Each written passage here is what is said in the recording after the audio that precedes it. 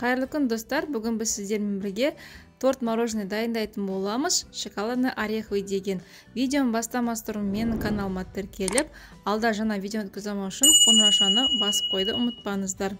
Ал ендеше кеттік. Ең алдымен біз шоколадты алып, үстіне сәл қыздырмай сливкиді құямыз. Яғни сливкиді қайнатпаймыз, 80 градусқа дейін жеткізіп, шоколадтың үстіне құямыз. Осылай міне 5 минуттай қойып, кейіннен шоколадымыз еріді дегенде блендердің көмегімен жақсылап тұрып шайқаймыз. Енді осы шайқап болғаннан кейін үстіне пищевая пленканы жауып, ВКонтакте бір түнге немесе 12-14 сағатқа қойып қоямыз холодильникке. Енді бізге торт мороженың меренгесін дайындау керек. Ол үшін жұмыртқаның ағын алып, біраз көпіртіп, кезек-кезекпен сахарный пудрамен қантты салып араластырамыз. Миксерлеген кезде алдында миксерді баяу жылдамдықта миксерлейміз. Кейіннен қантымыз бен сахарный пудрасы аз қалған кезде қатты жылдамдыққа қойып, жақсылап тұрып миксерлейміз.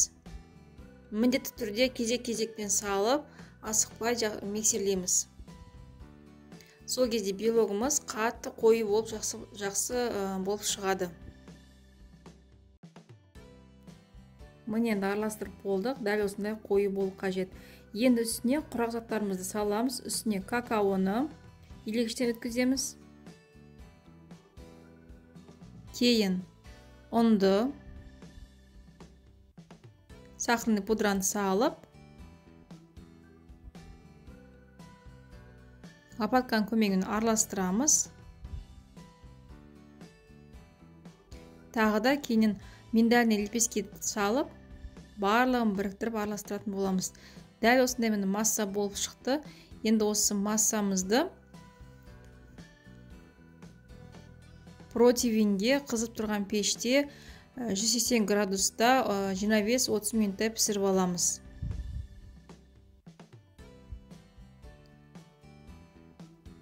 Мінеке дәл осылай противенімізге салып, бір келкетіп жайып шығамыз.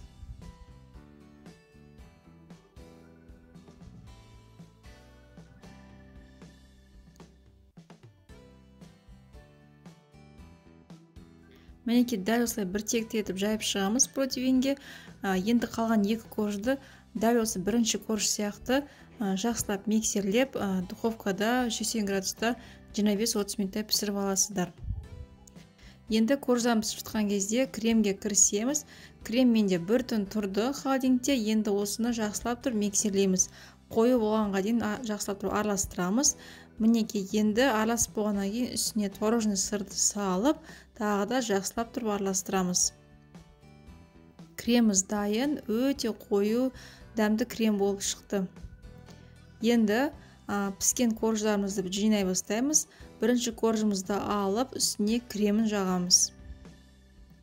Мен кремді кондитерлік қалтаға салып, дәл осылай құйып, үстіне бір тектетіп жайып шықтым.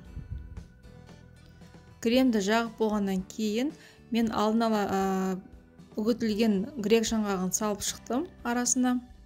Сізде грек жаңғағы болмаса, сухофрукты қолдансаңыздар болады, өрік, мейізді. Не болмаса, арахистен басқадан жаңғақты қолдансаңыздар болады. Енді екінші коржды пищевая пленка тұрған кезде дәл осылай бетіне кремді жағып шығамыз. Аз ғана крем, көп жағудың қажеті жоқ. Азғантай кремді жағып шығамыз. Жағып болғаннан кейін осы коржығымызды бірден бірінші коржың бетіне аударатын боламыз.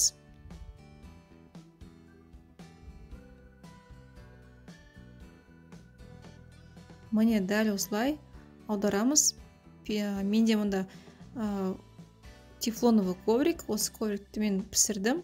Осыны жайлап ақырындап аламыз. Енді тағы да кремді жағып шығамыз.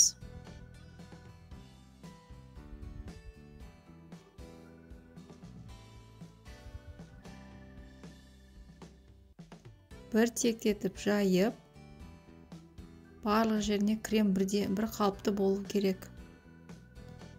Грек жаңғағын сеуіп шығамыз.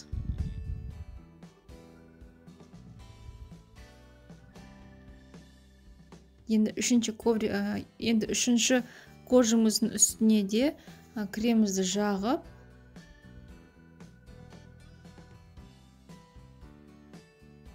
тортымыздың бетіне аударатын боламыз. Егер де сіздер корждарыңызды пергамент қағазына пісірген болсаңыздар, абайлаңыздар, асықпай алыңыздар. Аздап қалған кремді мен торттың дәл осылай бетіне жағып шықтым, біркелкетіп барлық жағына бірдей етіп. Бұл торт өте дәмді болып шығатын торт. Сіздерге де жасауға кеңес беремін. 100% өзіңізге де бала шағаңызға да барлығын ұнайтын болады. Атауы мороженый болғанымен бұл қатты мұздатылмайды, жұмсақ дәмді болып тұрады. Креміміз жақ болғаннан кейін дәл осылай пищевая пленкамен орап шығамыз, ішіне ауа кірмейтіндей етіп, және морозилькаге бір түнге қойып қоямыз. Міне менде бір түн тұрды. Енді пищевая пленкамызды алып, егер де сіздер бұл тортты қонақтардың алдына дастарханға қоятын болсаңыздар, осылай дәл артық шеттерін кесіп тастауға болады. Сол кезде тортымыз бір келкі квадрат болып шығады. Бұл торттың ерекшелігі торт мороженый деп аталғанымен дастарханға қойған кезде ағып еріп кетпейді. Бір келкі жұмсақ болып тұрады. Бұл торттың басқа да түрлері бар. Сіздерге қызық болса, пікірлеріңізді комментария жаза кетсеңіздер, ал әзірше астарыңыз дәмді болсын.